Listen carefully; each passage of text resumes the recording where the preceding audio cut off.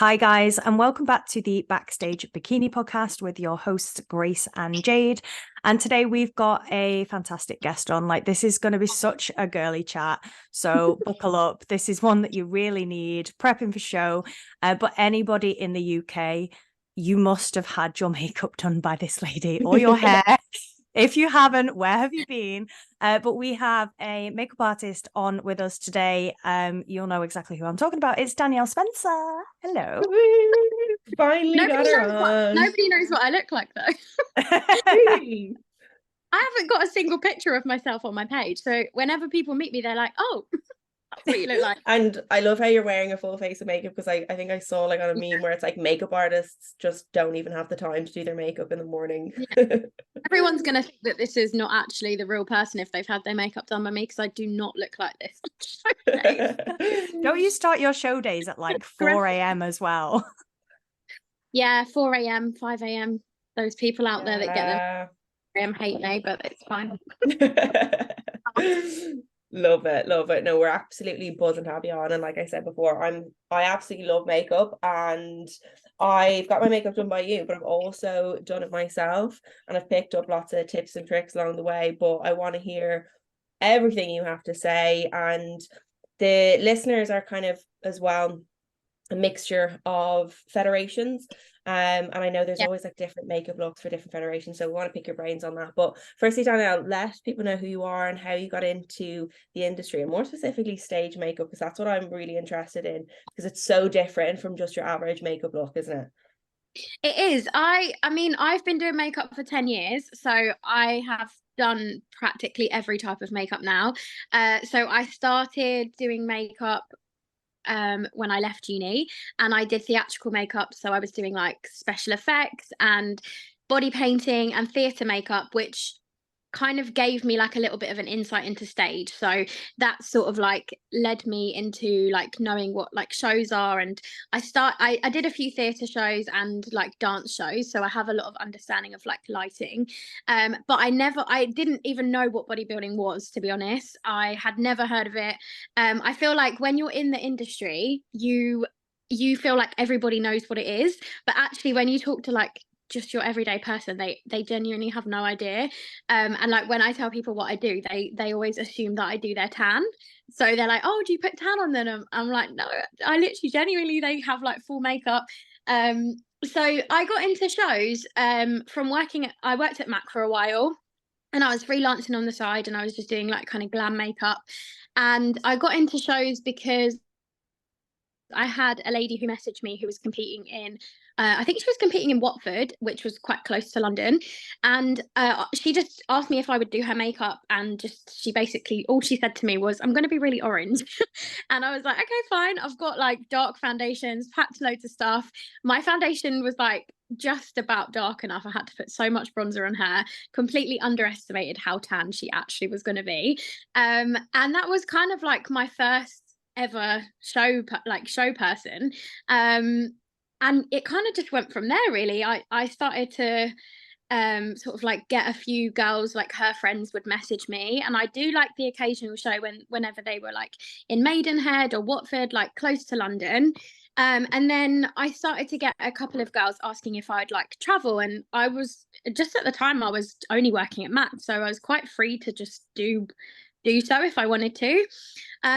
So I got into doing a few of like the slightly bigger shows and different federations, and it kind of just slightly spiraled from there, I guess. And I was just like, oh, this is really fun, and just put my name out to do more shows. And I started off with like 3 or 4 people, and I thought that was like a lot of people, and I was really happy and content with having like 3 people per show. And then I just worked really hard, and yeah, and now I'm where I am. Like, it's like it just kind of all happened, like it just happened really naturally. But I feel like I was kind of supposed to do this, if that makes sense, because I initially, when I did, like when I was freelancing, most like makeup artists will know, like you just kind of do everything. You don't have like a specific niche until you get into the thing that you end up doing for a long time. Like you either get into bridal or you get into like fashion makeup. And I was just sort of like, not really, I didn't really have a didn't mind what I was doing. I just love makeup, and yeah, and now I'm here and I love it. Amazing. Honestly, And you I were the always first wanted it. person. Sorry. Sorry, Grace. No, Danielle, you were the first person. I remember like having no idea what I was doing in my first prep. Didn't have a clue what I was doing, what I was getting myself into. My coach didn't have a clue what girls had to do either. And he was like, yeah, you're probably going to need to do your makeup. And I remember somebody saying, you need Danielle Spencer. Nobody else, just Danielle Spencer. That was it. And that, yeah, sold down the line then. Your It's industry so funny known, because, really. thank you, babe. Like I literally remember both of your exact makeup. It's funny, like I don't remember people's names very well, but I remember what their names are on Instagram. So if somebody says to me like, oh, have you done this person's makeup? I'm like, I don't know what's her Instagram name, and I'll know who it is. But I remember exactly both of your makeups that I've done on you. And I'm pretty sure, Grace, when I did your makeup, did I lose my voice? I actually can't remember. It was 2021. And I'm pretty sure that was the show that I did when I had no voice. And I was think like, you were sick, actually. Yeah. And then I think Jade, your makeup, was it for like UK DFBA or something? Yeah. It what That's the hell? weird considering how many faces you've probably painted. That's crazy. Yeah. And I remember exactly both of your makeups as well. It's so weird. I've got like such. Yeah, that was my first. It was my first NPC show, and you did it as well. Mad. But I'm always interested as well. Like now, because you said that obviously bodybuilding, you weren't expecting to kind of get into it. Are you interested in it now? Like off topic, but like, would you now that you're painting competitors' faces and like big names as well in the industry? Like, are you following it all? Yeah, I am, and I think I kind of have to because I have to keep up with like the big names in the industry because people always mention them. So it's kind of it's sort of like something I kind of have to keep up with, but also I really enjoy it. Like I love going to watch shows. I have no interest of doing one myself, but I love it. I love watching it. I love hearing like what the girls are going to eat after their show. It's like we always talk about it. And like I just love it. And like even when I come to like the hotels and stuff, I bring like rice cakes and dark chocolate in case anyone needs an emergency rice cake. I've had a few situations where I've literally had to force feed people rice cakes because they're like like practically like passing out, and I'm like, please eat the rice cake. So like I'm fully invested. Don't tell your coach. I'm fully invested. But yeah, no, I love it. I think it's a great industry. There's been like a couple of hard times, I'm not gonna lie. Like there's been a few things that's hard. It's hard to deal with when you're someone who's in an industry and like you're so involved in the industry, but you're not actually in the industry, as in I'm not a competitor, but I'm like fully in this industry. So it is hard, like obviously being around people when you have like some body image issues as well. I think we spoke about this when you guys were speaking about it at the podcast at Marnie's meetup, and like it's hard being around that, and it's also hard being in an industry where it's funny because I don't like taking compliments because I feel awkward. And whenever people say to me, oh, you know, like, oh, you're like the go-to and stuff, I feel like I almost can't like accept that compliment because it's like it's hard to like you know like when people are like bigging you up, if you don't think it of yourself maybe, or if you don't want to be seen as like the person who's like showing off sort of thing, because I'm like the most normal person. So there's hard things, but I absolutely love the industry. I think it's great, and there's so many like everyone's just so nice. I've never ever met genuinely and I've met like some of the biggest names, and I've never met a single person that's been rude ever. No, so they shouldn't as well. People are just so glad to get their faces painted after like 20 weeks of dieting, and you're looking disgusting. And then you find like a corpse that's making you look attractive. Yeah, they're like, this is the best bit of the day. Literally. Feeling like a human. You just look like a corpse, like literally we walk in looking awful. You bring us back to life, Danielle. Yeah. But it's so interesting because obviously you've referred to like my show. So my first ever show was UK DFBA. And I remember actually like scrolling through your Instagram and going, I want that basically. But you do so many different federations and things like that. So like tapping into the looks, because obviously we'll all have our favorite athletes depending on which federation we're in. And then the different types of federations in terms of like the the types of makeup looks that are sort of favored or preferred? Like, do you see a big disparity across like federations, and where would you say like the certain looks sort of slot into that? I think you see the biggest difference in the categories as opposed to the federations. However, you do see like a bit of a difference with fitness federations and bodybuilding federations. So I would say, like, in terms of categories, bikini tends to always be a little bit more like, I use the word natural loosely because it's not natural, but to most people it's not. But it's more natural than like a figure competitor. They tend to want something a little bit more out there because they do obviously a routine and a performance, and they want their makeup to be like a little bit more wow. So I would say category wise it tends to be a bit different. Federations, I think NPC, IFBB, those sorts of things, and Two Bros in the UK especially, they tend to be like more of a classic look. So all of the girls do tend to follow and like look up to the Olympia girls. And the makeup is just like beautiful, quite glam, but like nothing crazy. I get through about 10 brown eyeshadow palettes a year because everyone wants like a brown smoky eye, but it's my favorite look to do. It genuinely is. But like I do different variations based on the person's face. But yeah, I love doing like a classic Olympia makeup. It's my favorite. And then you get like a few people, especially more for PCA, they tend to go for something a bit more colourful because the bikinis are more colourful. So, you know, like they'll go for something maybe with like a hint of colour, or be a bit more daring and go for like glitter and like bigger lashes, maybe like a bolder lip.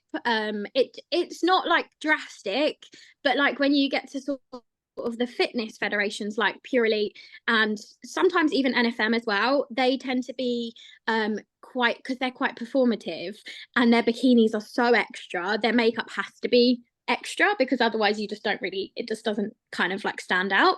So yeah, I would say that's the main like difference. Interesting. Yeah, I wasn't like, it was only, it kind of came into my head when we were getting you on. I was like, the federations look for totally different things as well, like in terms of the beauty, but in terms of like the judges' feedback, like have any of your clients ever been told like that's not a good makeup look, or you need to kind of tone that down, or you need a little bit more? Like, have you ever heard from clients and stuff like that in terms of the federations of what they look for with the face? Because obviously you get the physique kind of feedback and stuff, and even just your overall presentation. But have you ever heard anything on the makeup side of things?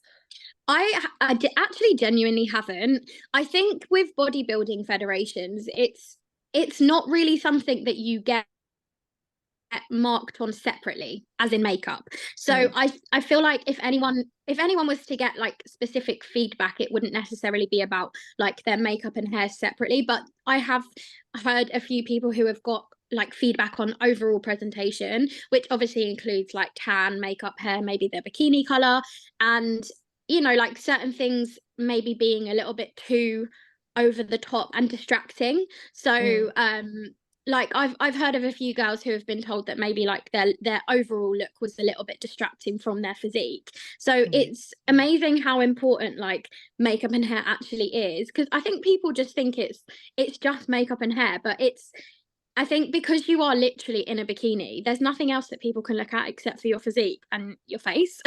Like it's not like there's clothes there to distract them, that it's just a bikini. So I think people do naturally just look at your face more than they would if you were in a dress, for example.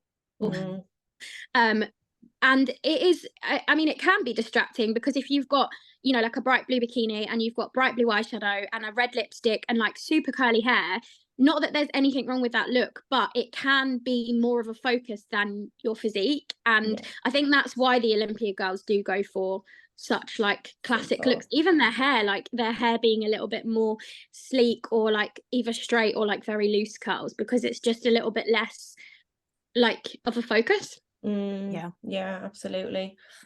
And sorry, no, I was just going to say, you do, I think as an amateur as well, like coming in, because a lot of our listeners are first timers as well. I think as an amateur, very much for me, I don't know about you, Grace, but like because I didn't know a great deal about the sport, like it was very much a case of I just like that, so I'm just going to have that. And I don't typically go too out there and too wild with colors anyway, so it would never be something that I would do. But I think in the sort of environment that we're in now, and especially the podcast and things, what we're trying to sort of educate people on is have access to that information so that you don't necessarily make that decision out the gate. Because especially with bikini, the overall presentation and look, I think, is so important. I think probably more so in any of the other like sort of divisions and categories. Have you ever had somebody, or have you ever had to talk somebody down away from something that's a little bit like, you know, better in terms of like what the judges are looking for? Have you ever had a client come to you and be like, right, okay, I want rainbow eyes, I have a bright blue bikini? Have you ever had to talk anybody out of that? Yeah, I think I have, but more so for the federations where I know that they favour something else. So I think the only one in the UK really is Two Bros. I think in other federations in the UK, you can have your makeup however you want it, and it's not going to affect your progression. But I think because Two Bros is so kind of like focused on Olympia, like that's your progression, and you want to be like an IFBB pro and you want to get to the Olympia, they do everything based on Olympia because that is literally where you're heading to. So they do definitely favor like the Olympia style looks. And I have like, you know, I've had a few girls who have like maybe requested their hair up, for example, for bikini, and even for figure, and I've kind of like sort of like convinced them to go for something down because that's definitely more favored. Like there's barely any especially bikini girls that would wear their hair up for Two Bros or any IFBB federations. And then I think makeup wise, it is literally just kind of going for something that is more traditional. And I think also going for something that suits the person as well. And I think like there's always that like oh, what's the word, when you've booked something and you're like, I can't do this, so I'm just going to ask for the thing that I can't do, even though, like, for example, when I get my hair done, I always ask them to curl it when at the end when they like blow dry it, because I know when I curl my hair it goes straight away. So I just like somebody else to do it because I never ever curl my hair because it just doesn't last. So, or like give myself a blow dry. So I will always ask for it, even though I know it doesn't necessarily suit me that much, but I'll always ask for it because I've paid for the service and I'm like, I want someone to do something I can't do. So I feel like some people are like almost they want it to be so different to how they normally do their makeup because they want it to just be something that they would never be able to do themselves. But then it's also, you have to think about what actually will suit you and what will make you look your best as well, as opposed to just what is you know going to be worth the appointment sort of thing. No, and like Jade said, when you're a first timer, it's really easy to do that because it's like your first time on stage, you know, you're looking at all these people and you're like, yeah, I'm gonna go wild, I'm gonna get like a yellow suit and do this and do that, and it's just like, no, it doesn't have to be like that. And I think what I always held with me when I was doing my own makeup was like, sometimes it's just like a night out, but just a little bit more. Like it doesn't have to be like what you would do your makeup for on a night out. Like if it is a brown smoky eye or orange or whatever, but it's just more than that, it's just darker and a little bit more lashes or whatever. But I think first timers do get carried away as well, and you kind of have to go through it and be like, okay, right, maybe not everybody has their makeup like that. But in terms of like big kind of common issues that you see with not even like, I suppose, what clients are asking for, but what you see other people on stage with, obviously maybe not other makeup artists, but they've done it themselves and you're like, oh God, who let them on stage? Do you know, it's just not a good look. Like, is there anything that you're like is a big no, not just with eyes, but even just with the base and lips?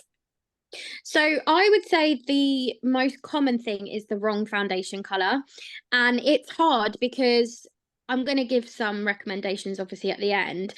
However, you have to take that recommendation with a pinch of salt, because I take about 6 different foundation colors with me on the day, because even though the majority of people will develop, their tan will develop to a specific color, some people's tan develop lighter, some people just go darker because they've had sunbeds or they're naturally more tanned. So the tan doesn't necessarily develop the same on everyone, even though everyone has the same color of tan. So I think, you know, like sometimes sometimes the foundation color's off, and that's mostly because either the person hasn't realized how dark the tan is going to be, especially for a first timer. So like basically what happened to me when I did the girls' makeup, it just wasn't dark enough.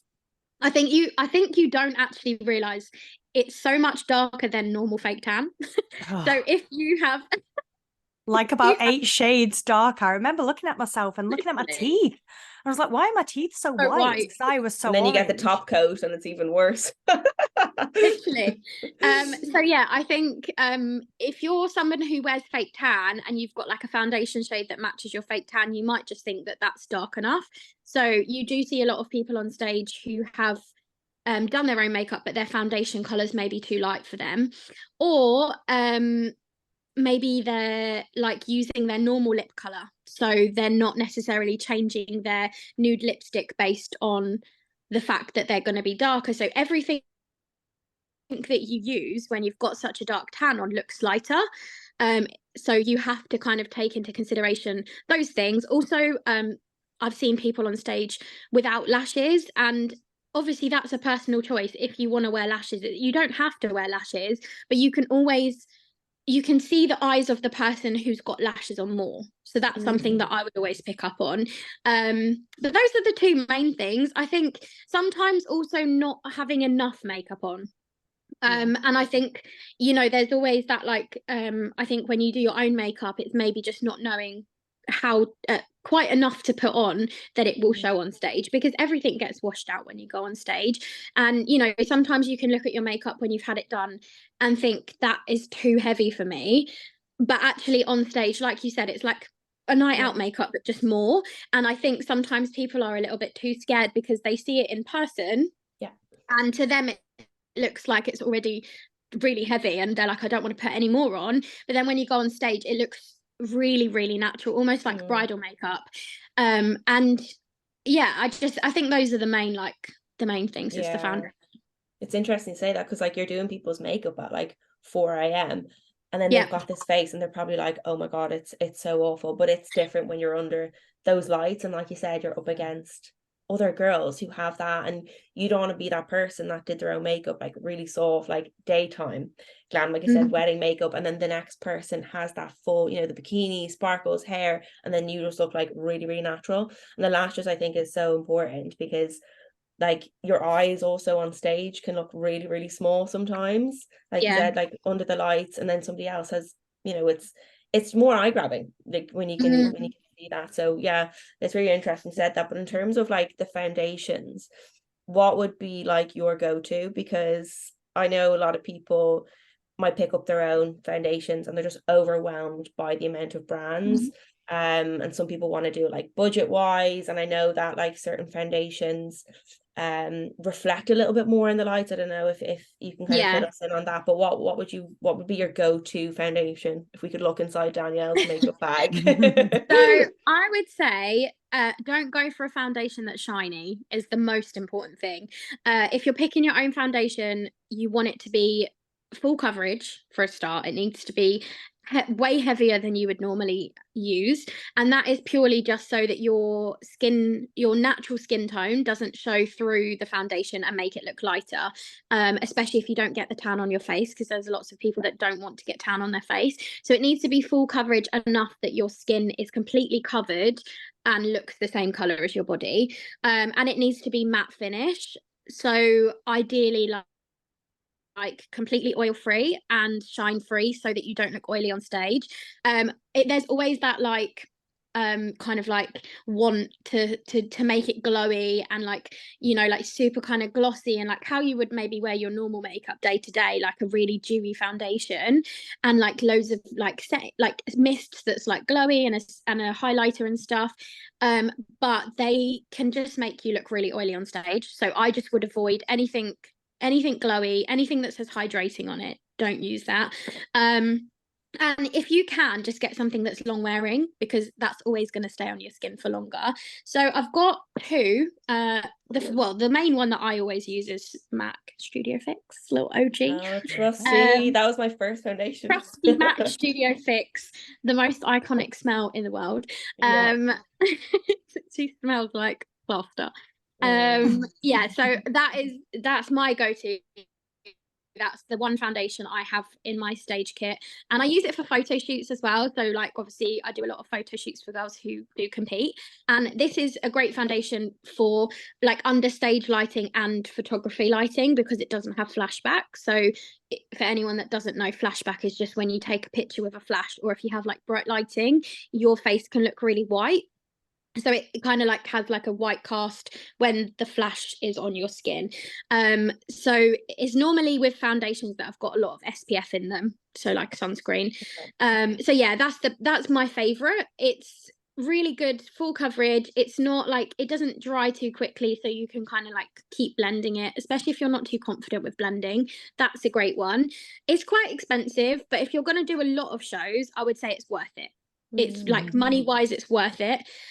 And color wise, I mean, like I said, I do take a lot of colors, but typically I would say for the majority of shows, and this is obviously being quite broad because I do foundation makeup, on every skin tone.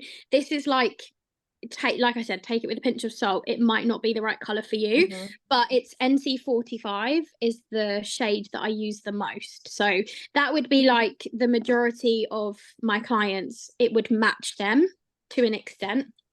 And then like a kind of cheaper alternative to that from like the high street is this one, which is Maybelline Superstay.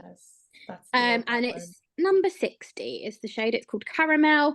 So anyone that can't see, can everyone see this, by the way? Yeah. It will be on YouTube. On they will YouTube, be able to. People generally have it on the big screen. Yeah. So so it's this one. But if anyone's just listening to it, it's called Maybelline. Love that one. And yeah, it's number 60. The only thing with this one is it dries really quickly on skin. So that's like the equivalent color wise to NC45. But that one is, you have to work with it quite quickly, so you have to be quite confident with makeup. But that one's 30-hour wear, and it literally like, it does not come off. So that's a great one for like, it's called active wear. So I think it's like designed for people who do sports. So it is great. Like, yeah, exactly. In the gym, it doesn't sweat off. Yeah, that's great. I use both of those. Yeah, honestly, I took both. So I did my own makeup in Alicante because I was out in Spain, and I thought, I am not going to even attempt it. It was hard enough getting the tan done with the language barrier, so I wasn't even going to attempt to try and tell somebody how I wanted my makeup doing. So I thought, right, screw it, I'm just going to give it a go. So I took both of those, and they are incredible. And even then, like, something to note as well, I don't know whether you've come across it, Danielle, but the tans in different countries, and different federations as well. Yeah, very different federations. Especially in the UK, you'll see a massive difference between PCA and Two Bros. They're quite like tan shades are different. And I would also say, like, going back to fitness federations, in case anyone does also do those, and bodybuilding federations, so like NFM and Pure Elite, their tans tend to be quite a lot lighter actually than bodybuilding federations. So like the color, like I said, it might not be for everybody. What I always did was, I was real cheeky. I used to go into Selfridges and just get like testers, and I think a really good tip as well, like not just going and getting testers, but what I did was I showed them a photo of my tan from showday from the previous show, and then I just got them to match that. I just like zoomed in, was like, right, this is how dark. They were looking at me like I had 10 heads. They probably never seen a bodybuilder before. They were like, oh god, right. But I found that really, really helpful. And then you're not spending loads. But in terms of like, in terms of like, if people's, like, I suppose foundation is too light, do you say like, I suppose darken it up with bronzer, and then on the other side, like, if it is too dark, maybe add a little bit of like lighter foundation, like mix the foundations? So I would say, it's probably better for you to buy a shade that's a little bit too dark, because you can make it lighter.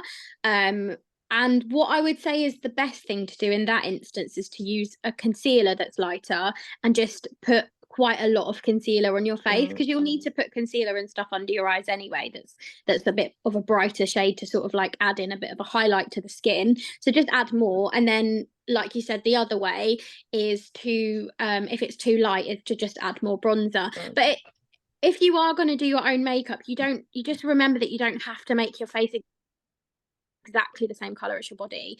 It doesn't need to be like for like. I would always say just match your base coat, because your base coat is like probably the perfect in between of how much lighter your face should be to your body, because you don't necessarily want your face to be the same color as the top coat, because it will be too dark in terms of like on stage it will look slightly too dark compared to your body. You want a little bit of brightness in your face on stage, because the lighting, even though the lighting is harsh, it's not harsh enough that it kind of brightens everything so much. So you still need to add a little bit of a slightly lighter shade to your face.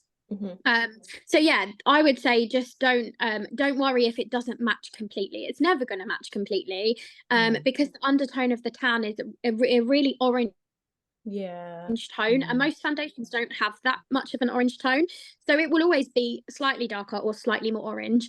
But I wouldn't worry about it too much. You just want to kind of add things like bronzer, blusher, everything that you would normally put on your makeup, and it will kind of balance it out a little bit.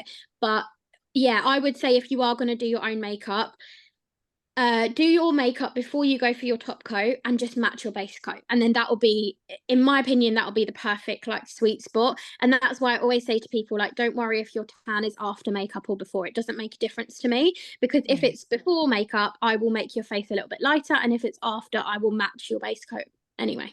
Yeah, amazing.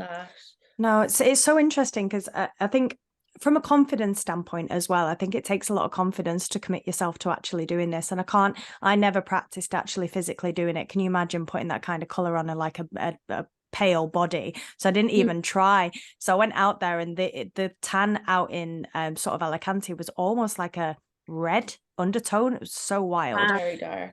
Yeah, so it was crazy. And especially I'm really fair. So in terms of hair color as well, things like that, like from an athlete standpoint, Danielle, is there any like categoric sort of no-goes in terms of like, if you're fair, for example, do you want to avoid a certain look or a certain color perhaps that you're putting on your face? Or like for like, if you're dark haired, do you want to sort of create a look that might not be too heavy because you're already dark? So is there any sort of preferences or like red flags in terms of actual looks per sort of hair color, or like how fair you are, for example?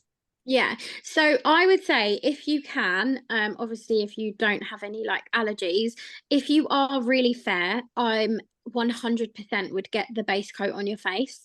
And that is just going to help you massively when you put the foundation on, because you're not going to have as much of a light color to cover with the foundation. Especially if you go for a foundation that doesn't have a lot of coverage, you're going to have to put a lot of layers on, otherwise it will look quite patchy because your skin will show through. So I would say definitely, if you're fair, yeah, get the tan, get your base coat on your face 100%.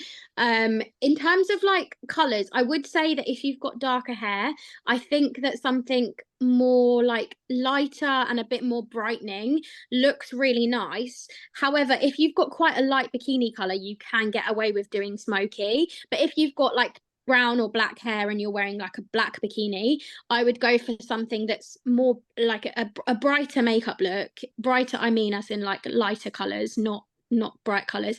That's just going to kind of give your face a little bit of like a lightness to it, so that it doesn't look too dark everywhere. And then the same for like if you've got blonde hair, I would go for something probably a little bit more smoky, so that it stands out slightly more and doesn't kind of blend into the back. And also if you've got like red hair or auburn hair, like any of those kind of colors, I would avoid anything that's too warm, because then you've got like the tan as well that's quite warm, and then your hair color. So I would go for something that's maybe a bit more of a cool tone in terms of makeup, or something that's maybe like more on the pinky side in terms of lip color, as opposed to like red or orange. Yeah. Yeah. God, there's so many different looks that you probably do. Like, it's mad. Yeah. But in terms of the lip color, because this is something I have massively struggled with. Like I've done my makeup before and been quite happy with my eyes, but the lips I can never get right. I think that's because I was never buying a specific stage lip. I was just wearing what, like you said at the start, I was just wearing what I do day to day, and it was the paler pinks, but that just looked terrible on stage. It looked like back in the days, when you used to put concealer on, it was just blended with your lips. I was like, oh God. We all do. Like, in terms of like lip products, that's my favorite thing to do. Is like, I love a MAC lipstick, but it just looked terrible on stage. So like, what would be your recommendations for any lip products there that don't look like foundation lips? I don't think that's coming back in fashion anytime soon. I hope not. I think this is important even if you are getting your makeup done, because you realistically need to have a lipstick on show day. Like, the one thing that will come off, regardless of whether your makeup artist is a magician, is your lipstick, because you're going to be talking, eating a little bit, drinking a little bit. It's going to wear off. Like, lipstick in general doesn't last very long at the best of times. So on a show day, there's no way that your lipstick is going to last all day. So what I would suggest for you to do is, like, even if you don't know what kind of look you want before you go to your makeup artist or before you do your own makeup, have in mind what lip color you want ideally. So if you know for sure you want a nude lipstick or a red lipstick, pick which one you want, or maybe just have both just in case, and go to the shop and buy a red lipstick that is darker than the red you would normally wear, or maybe go into the shop and ask for recommendations. So like, everyone typically who works in a makeup stand, especially like big brands like MAC and NARS, they are trained, so they know what colors work. And you can just say to them, can you show me the red lipsticks that work for like medium to dark skin? And they will show you the colors. They're not going to show you the lighter ones because they're not going to work. So you can do that. You can also put on your hand a little bit of the foundation color, so the darker foundation, and you can swatch next to it the different shades of red lipstick and see which one looks the best next to it, because you will notice that on your hand, on your natural skin tone, if your skin tone is lighter, the red lipstick will look lighter, and then darker, and then next to the foundation it will look lighter. So it's a bit confusing because it's literally color theory, and not a lot of people have any interest in this, but it is literally just color theory, so everything will look lighter. So you just have to go for something darker. And then the same with nude, I would go for something that looks maybe like 3 to 4 shades darker than your normal nude lipstick, and then like against the tan it will look the right color. Or you can get away with using your normal nude lipstick if you get a darker lip pencil and a darker gloss. So you can do it that way as well. So you can get like a darker brown lip pencil, so definitely darker than what you would normally use. And then just a darker gloss, so like a darkish nude, like a brownie kind of nude, as opposed to like a clear. And that will just darken up your lipstick color. So you can do it that way as well. Yeah. That's so interesting. Like, what I found as well, I don't know whether this is a thing, Danielle, like I found I gravitate to certain tones as well because of my skin color. So like I'm very like pinky tone. So would you recommend, even with the tan and with everything else like sort of piled on top of that, would you recommend somebody go to the tones that they would usually like on their face, just maybe further down the spectrum? Or would you change it completely? To an extent, you have to understand that when like most people buy makeup that suits their undertones in their skin, and this could completely like baffle people now. Could lose all the listeners. They're like, get off. So basically your undertone in your skin is either neutral, or it's very like a yellow undertone, or a pink undertone. So there's 3 main undertones, and most people will buy makeup to suit their undertones without even realizing. So if you go into a shop and you get color matched, they will recommend you shades that will work for your undertones in your skin, as well as like your hair color and everything. but that's is typically what they do. So if you've got like a very kind of olive undertone in your skin, for example, we as makeup artists probably would recommend you something that's warmer. Like if you've got an olive skin tone, you can get away with wearing things like red and orange because your skin tone's a bit warmer, so those colors suit you. And then in the opposite, if you've got like a cooler skin tone, you would go for like colder colors like pinks, purples, blues, those sorts of things. However, when you've got a tan on, you automatically have a warm undertone because you've got an orange tan on. So you have to understand that like your normal lipstick colors that you might gravitate towards they'll look different because of the undertone in your skin. So I found like when I first started doing shows, I went through so many different lip pencils to try and find the perfect shade of brown lip pencil, because every lip pencil I would use looked grey on people because it was too cool toned. So against such a warm tan, it almost looked like purpley grey, like mauve basically, and it just didn't look brown. So you have to take that into consideration, that like your normal lipstick shade, if it is a very cool undertone, it will wash you out and it will look quite mauve, and it will look completely different to how it looks on you normally. Not even like the light and dark part of it, just how it looks like the undertone. And you might have seen this, I don't know if you two have seen this video. There's these two women and they both put on the same lipstick, and on one of them it looks like really dark pink, on the other one it literally looks like lilac, and it's because her lip color is completely different to the other girls. They've got a really similar skin tone, but one of the girls has got like really pigmented lips and the other girl has really like just natural lips, like light. And they both put it on, and then like so many people in the comments are like, oh, you swapped the lipsticks, but they I know they didn't, because of color theory. Like they genuinely, whatever you put on with the tan will look different. It's so individual though, isn't it? Like it's the same with the tan, and even just like day to day when it comes to tan, like everybody prefers different ones because we all have different skin types and different color lips and even like different eye sockets and everything, and that influences how you do your makeup. So I think it's really important not to like look at one look and be like, okay, that's what I want, that's the shade that I want, but it's a matter of like trial and error. And I think people need to go through their first few shows to kind of find the right look. I think when you find that, like, you've nailed it then. But it's funny, I was thinking of, you know, when it comes to the contour with the face and stuff, like when it comes to showday, obviously you're very, very sucked in, and Kerry Sexton is kind of springing to mind because she has like the most prominent like cheekbones. Does that, like, do you take that into consideration when you do people's makeup, and is that something that the listeners should consider when it comes to their own makeup? Because you see people on stage and it's like the cheekbones are so dialed in and they're already like skull face, and it doesn't look healthy. So it's like, how do you find the balance with the makeup there? So with things like, if you get diet face is what you girls call it, right? If you get prep face, so I would say you just need to be a little bit more cautious with the amount of contour that you put on. You don't need to contour. So when I do makeup for shows, I don't tend to contour anybody. I just bronze them, and I know that sounds funny because you're already really tanned, but because you don't want your face to look flat, you still want to have shape in your face. And sometimes when you put like full coverage foundation that's one color, it can take away like any kind of like contours and highlights that are naturally in your face, so you do look quite flat.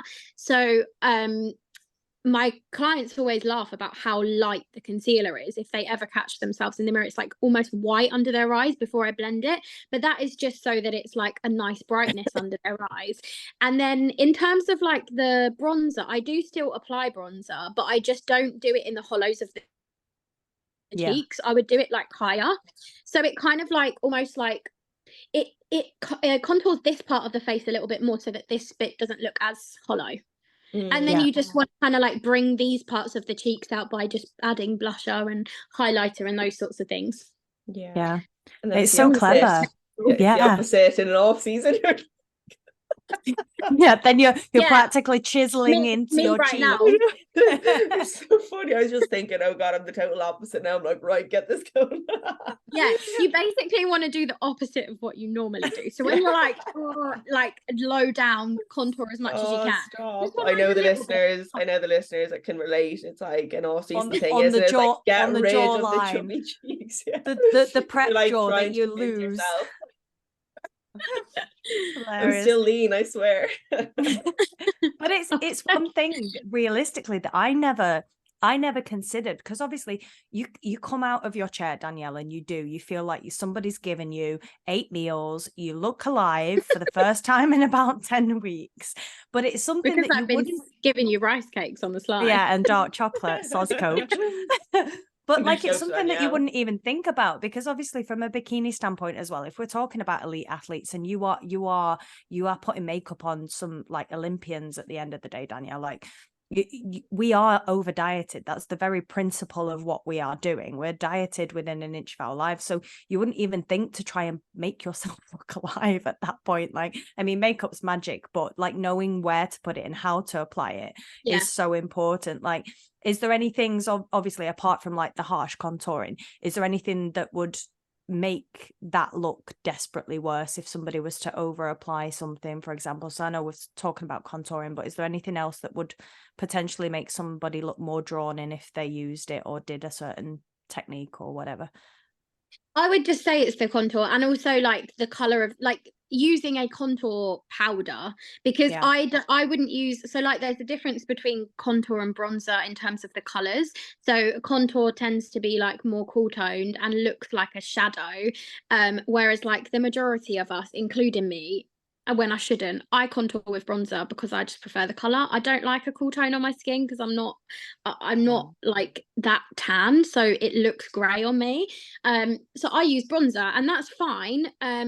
It's better on show day, because if you use a contour powder on show day, like I said again with the color theory, it's gonna look even more grey on your skin because your skin is so warm. So I would avoid using like a contour powder, like a really cool tone powder, and just use a bronzer. I think the other thing is like going too pale on the lips. There's nude, and then there's like it's too light, and the easiest way to combat that is just to get a darker lip pencil. If you can't buy a new lipstick, or you know, if you've lost your lipstick and you have to use whatever you've got at home, just get a darker lip pencil, and that will help, because it will be like the barrier that you need between your skin tone and your really light lip color. So that's the main thing. I would say like the best thing to make your skin look healthy is blusher, even if you hate blusher normally. It just gives it, like, I know, and so many people hate it actually, but it gives you like so much life and such like a nice, that will instantly make you look healthy if you feel like, no, that's great. And I'm always like worried that, like you said, when you're doing the under eye concealer, I remember I did the tan and I did my under eye concealer, and you're like, oh my lord, because it is so white. But I think when you're on stage, like, it's actually not that bad. I think if you can kind of blend it out, it never looks that bad on stage. That's not one thing I've noticed with people. I'm like, I'm never looking, oh my god, her under eye is terrible. Do you know what I mean? But I am looking at the contour sometimes. To blend it.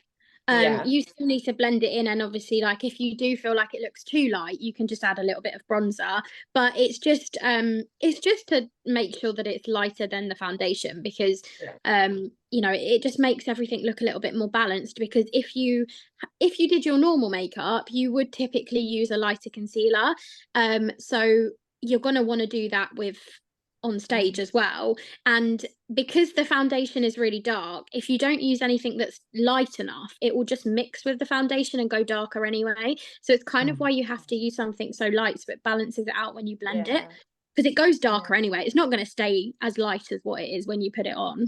Yeah, exactly. No, that's really, really helpful. And the key is to like not get frightened when you first do it, or you first kind of get it done as well. It's just so different 100%. On stage. But I suppose I want to touch on kind of like first timers and stuff, because we have a lot of first timers on the podcast. Would you recommend for a lot of them to initially get their makeup done professionally first?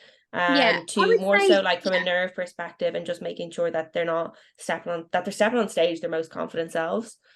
yeah, and I think also it's quite nice if you get your makeup done, like even if you do want to, even if you're naturally quite good at makeup and eventually you would like to do your own makeup, I think it's good to see how much makeup is the right amount, first of all.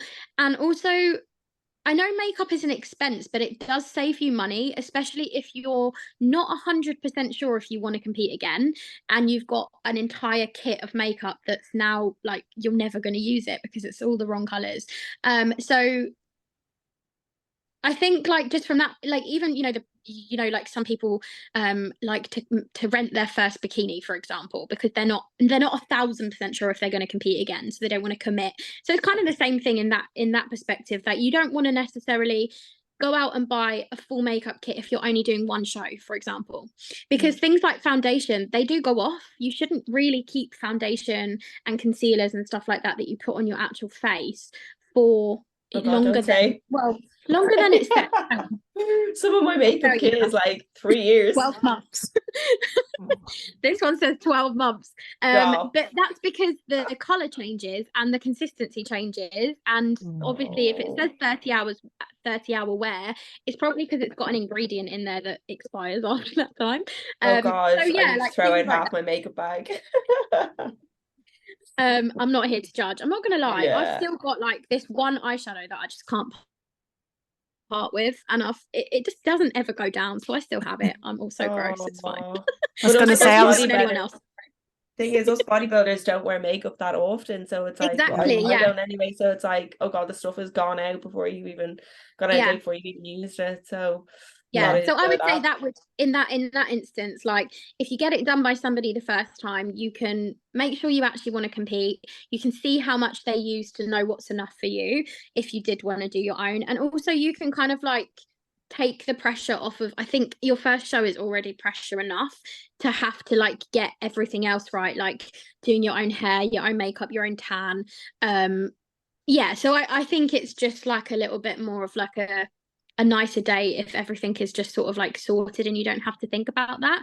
And then if you do feel like that's something you could definitely do, or if you know that you're going to compete 6 more times that year and it's not worth it for you to keep paying for makeup, then I would say then after that maybe look into to learning how to do your own makeup, or if you already feel like you're confident, just try it. And especially if you're competing abroad, like I personally wouldn't trust, I don't know about you, but like you're an amazing makeup artist, but not a lot of them are as experienced with stage makeup, and they're just kind of like putting on whatever. Like you can always tell when you've painted their face, like you can always tell like the good faces, and you can tell the not so great ones, or the do it yourselves. And not to shame anybody, but like when you go abroad, like I've been on the receiving, and they're doing it like backstage sometimes in a rush, and they're like they might be with the company or whatever, and they're just rushing through people and they don't really care. And like Jade said, like they don't speak English, so like they just slap it on your face and get on stage, but you genuinely care. So I think if people are in the UK, like absolutely go to you if they can. It's an experience, and treat yourself. You don't have to sit there and Danielle feeds you rice cakes. Come to me if you want rice cakes. I've been on the sorry, go on, Danielle. No, go for it, babe. No, go. I was just gonna say, I think as well in abroad, some of the federations, they start bikini really early, so you have to get your makeup done super early. And one lady was actually telling me a couple of weeks ago that she got her makeup done the night before, and she had to sleep in it because so they did her eye makeup the night before and then they did her foundation on the day of the show, because the bikini started at 9. So they had to get their tan and stuff done at like 7. So because there were so many bikini girls, they did some of them the night before. No, no, what? I actually wouldn't even sleep. I wouldn't sleep. I swear to you. Lashes and everything. That is what I was told. Yeah. No, I'd be gone. Right, so that's my cardinal sin, girls, right? I can't go to bed without a clean face. I can't say.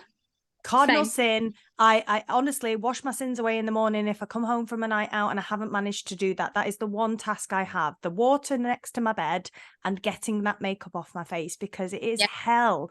So the fact that they even suggested that, I mean, like the not to badmouth anybody or anything like that, but I think we've all been in a position, whether it's with stage or whether it's with another like situation or whatever, we've had a bad makeup day. And I've had it on stage. Like I had a makeup artist tell me that I look khaki, the tan went a really funny color, but then the foundation was peeling off my face, like, and the impact of that actually physically on stage as well. I think, like, girls listening, the impact of your confidence on stage when you're working for that length of time to get on stage and showcase everything that you've worked for, it doesn't take a great deal to absolutely knock the mantle and fall flat on your backside. So do the research, get in touch with the likes of Danielle, because Danielle, do you do recommendations as well, just as a side? Like if you're absolutely packed, do you have people that you refer on to? 100%. And also, like, if anyone does want to do their own makeup, like, I'll never be offended. Just message me and I can tell you, like, if you know, I've had clients who literally will only ever come to me when they're in the UK, but then when they go abroad, they feel like you said, they kind of have to try and do their own makeup because of the language barrier. And they'll either do like a little Zoom lesson with me, or they'll just go for it and I'll just tell them every single product I use. Like I don't gatekeep any secrets. I don't, you know, like to me, I'm more than happy if people want to like ask me for a recommendation, or like you said, if I'm fully booked, like I will always recommend the people that I know are the best in the UK as well, because I feel like there's way too many competitors. I mean, I'm already doing about 10 to 12 girls per day, and there's like, you know, sometimes there's like 200 girls in a show, so I can't do 200 people's makeup. So I'll never I will never not. If I know someone who's doing the show, then I will send you all of the people. But it's amazing that you can, like, you know, you can educate as well, and you can come on and speak about this. But such I love makeup. I love chatting about all this. But yeah, we have absolutely loved having you on, Danielle. I don't want to keep you on for too long.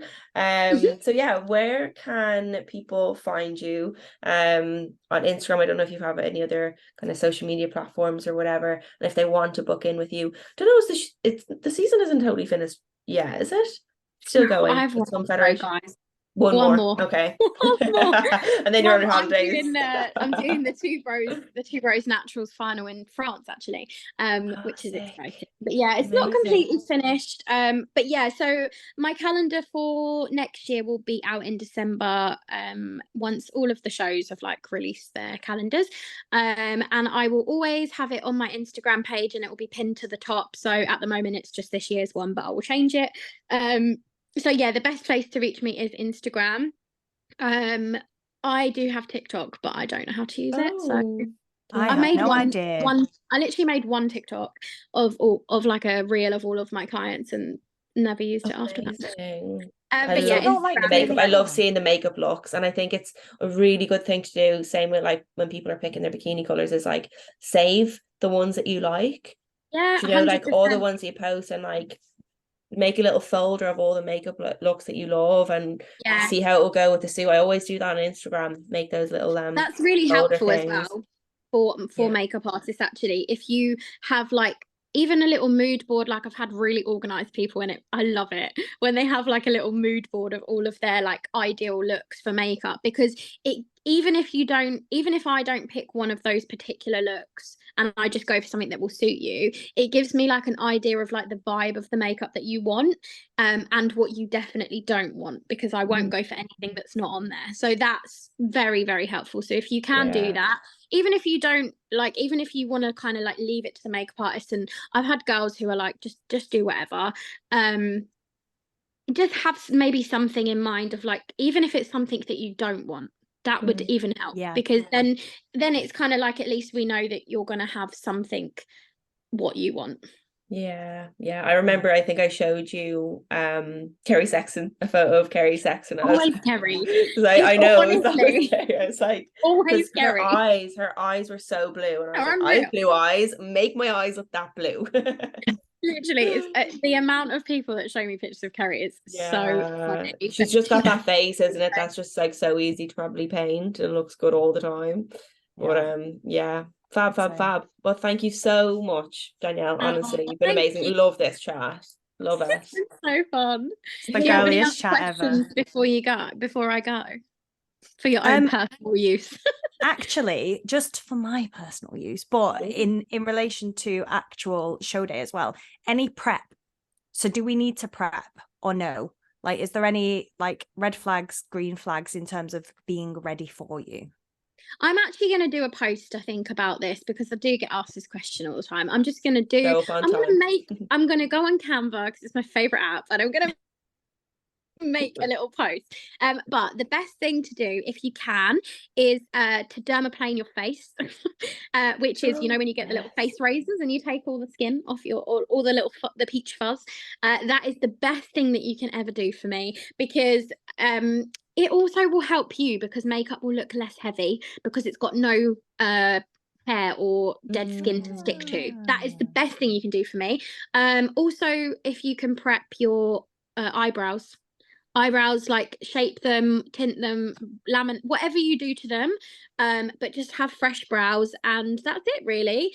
Some girls get eyelash extensions. You don't have to. It's not like a necessity. I don't mind either way if they have them. I would say with eyelash extensions though, like if you are someone who always wears them, just a little tip for show day is potentially get them taken off. Just or if you're thinking of getting them for show day, only for show day, and you're never going to have them after that, I would say just don't bother, purely because they do collect a lot of makeup, and if you are someone who likes your lashes to be fresh, you will have a little bit of a residue of makeup in them. I know most people who wear eyelash extensions wear them because they don't wear makeup and they just wear them to the gym. But on show day, you're going to have a lot of makeup, a lot of tan, you know, like heavy eye makeup, glitter potentially, so they're going to get dusty, and I might potentially have to put mascara on them. So I would just say don't worry. Like most makeup artists include eyelashes in their price, and they'll be huge eyelashes. Well, not huge, but they'll be big enough to like look like eyelash extensions on stage. And then it's also quite nice because you get to keep them. I always give the box to the girls, and most of them are just like, I'm never going to stick these on again, but I'm like, just take it just in case. And the amount of girls that have like done shows abroad and taken their little lashes with them and reused them, it's great because they are reusable. So yeah, like that's another thing. Like you don't have to get eyelash extensions. I've a lot of first timers asked me that actually about eyelash extensions, because I think they see girls wearing them. Like Kerry, she always has eyelash extensions, but that's just because she always wears them, and I think they assume you have to get them for stage, but you definitely don't. Amazing. That's really that was a burning actually. question. I needed that one. Thank you. That's actually it was very helpful. All right. And I'd love to know, is there any makeup artists like in the industry that you like really look up to? Because I know there's a few in the States, like, so I'd love to have like a scoop and see what they're doing. Is there anybody that you admire in the industry, maybe in the bodybuilding industry or not, that kind of does makeup? Yeah, I do. I think it's like just the typical people, isn't it? Like I love I don't actually know what her name is, but her Instagram name is V, makeup artist. Yes. Is that her name? I have no idea, but I know her Instagram. Yeah, so like if I could like have a little makeup lesson with a makeup artist, I would love to have it with her. Yeah, she's someone that I love her work. I think it's just like it's kind of quite iconic. The word. You can, she has like a particular style, and I get a lot of girls showing me like Olympia makeup that she's done, and that's quite something that a lot of girls like. The looks are crazy, and she manages to like pull it off with like certain individuals. I know Amy Delgado, like her, I don't know if you know her, but she got her makeup done, and like on me it would look hideous, but on stage it just suited her so much, her suit and everything. Like she just knows the athlete really well. So yeah, that is interesting. But cool. Thank you so much. Any other questions? You. I think I'm all out. Amazing. Well, we hope everybody enjoyed this podcast. We're just going to keep not finishing. I know. The thing is, I could talk about makeup like all day long. All I do is watch makeup videos on YouTube in my spare time. Such a loser. It's bodybuilding and makeup, and that's it. I actually don't ever watch makeup videos on you. I'm like the most anti-makeup artist ever. See, this is it. Is I switch off from bodybuilding and my work with makeup, and the last thing you want to do is watch. Yeah, I actually watched Megan Cuba on YouTube. Yes, we just turned tables. Yeah, totally different passions. How are their dogs today? Or I listen to podcasts. That's what I do. Listen to podcasts. Gas. I love a podcast. Yeah. Especially podcasts with their visuals. I love it. So much better. You so know, much you better can when get you can it see on, the face. on Spotify now. You can get the little video at the bottom. Yeah, No. we need to sort that. Yeah, Jade. you know, Stephen, he does that. What's his name? Diary of a CEO. All of his from Spotify have the video on Spotify. Yeah, we need So you don't have that to go to YouTube. so people can like listen to it faster, because sometimes YouTube can be quite slow. Oh yeah, Yeah, you can. But speed us up. that's we're gonna have to do that. Tune in next time, guys. We'll watch us Done. on Spotify. Tune in for thank part you. 2, because we're still going to be talking for the next 2 hours about makeup. Literally. All right, we'll wrap it up here. All right, thanks, Thank guys. you. Thanks, Danielle.